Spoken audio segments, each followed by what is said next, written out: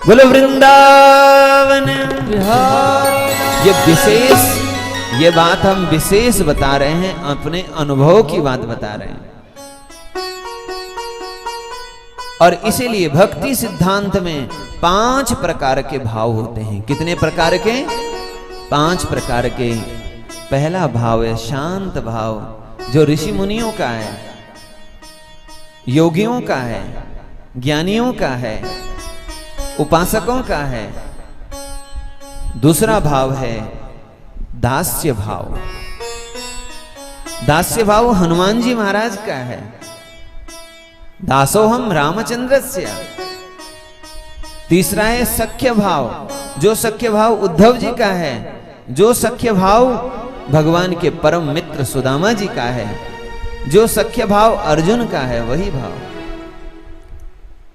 चौथा है वात्सल्य भाव, जो मां यशोदा का है, नंदरानी का है, देवकी का है, वो चौथा भाव है। और 5वां भाव, जो सभी भावों में श्रेष्ठ है, वह 5वां जो भाव है, वह भगवान के प्रति प्रियतम का भाव। यह 5 भाव जो हैं मुख्य है भक्ति सिद्धांत में। आप ये 5 भाव में कोई किसी भी भाव से भगवान की उपासना करें तो ही भाव बनेगा। संबंध से ही भाव बनते हैं। अब जैसे कोई कन्या किसी पुरुष को जानती नहीं,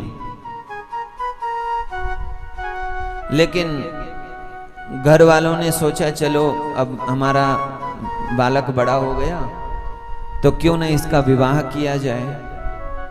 तो घर वाले और कन्या के माता पिता ने भी यही सोचा।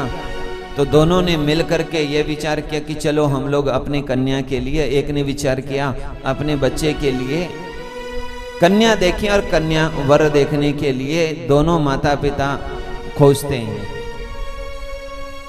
न ये कन्या किसी को, उस व्यक्ति को जानती है, न वो पुरुष उस कन्या को जानता है। कोई परिचय नहीं, कोई जानकारी नहीं, कोई भावनाएं नहीं। लेकिन किसी कारणवश परिचय बना, किसी ने कह दिया वो कन्या अच्छी है, किसी ने कह दिया वो बालक अच्छा है। माता पिता ने मिल करके संबंध पक्का कर दिया, बेटी से कह दिया, बेटे से कह दिया, आज के बाद हमने तुम दोनों का संबंध पक्का कर दिया है और 2-4 महीने बाद तुम दोनों की शादी होने वाली है। अब देखो, थोड़ी देर पहले न वो कन्या उस पुरुष को जाने, न वो पुरुष उस स्त्री को जाने, न जानते थे और न एक दूसरे के प्रति कोई भाव भी था। पर जैसे ही संबंध जुड़ गया कि ये तुम्हारे पति बनेंगे और ये तुम्हारी पत्नी बनेंगी, तुरंत भावनाएं प्रकट होने लगी। भाव जैसे प्रकट हो गए तो विचार भी प्रकट हो गए, क्योंकि भावना के अनुरूप ही विचार होते हैं। फिर विचार होने लगे, ये पति है तो ऐसा है, पत्नी है तो ऐसी। फिर आपस में एक दूसरे से भाव बनता है, प्रेम बनता है। लेकिन ये प्रेम कब बना? जब संबंध बना।